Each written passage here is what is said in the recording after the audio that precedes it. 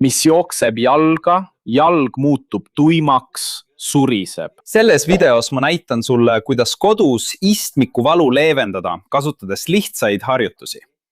Me teeme lahti kõik istmiku närvi kokkusurumise kohad põlves ja hüppeliigeses samaaegselt. Istmiku närv jaguneb siin reie taga põlve lähedal kaheks. Üks haru läheb mööda pindluu pead, see on see luu java välisküljel. See on punkt, väga oluline piirkond istmiku närvi jaoks. Siin pahkluu juures, ma arvan, et teiselt poolt on sul parem näha.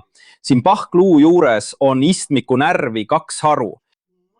Üks läheb pahkluu tagant, kanna lähedalt ja teine läheb eestpoolt. Näed, eestpoolt ja tagantpoolt pahkluud. Kõige parem viis kõigi nende punktide vabastamiseks korraga on istuda nii, et jalg toetub korralikult põrandale. Kui istud tooli servale, on veel parem. Sa keskendud liigutusele, pöörates tähelepanu väikesele varbale. Vaata nüüd. Tõsta väikest varbast. Tõsta see põrandast nii kõrgele kui saad ja siis suru väikest varvast vastu põrandat nii palju kui saad.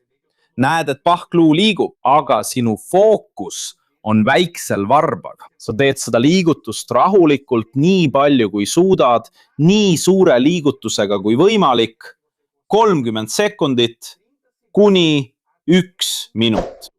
See aitab liikuvust parandada, aitab paremini libiseda ja vabastab kõik need punktid, kust istmiku närv läbi läheb. Pindluu pea on siin üleval ja 2 punkti pahkluu juures, ees ja taga.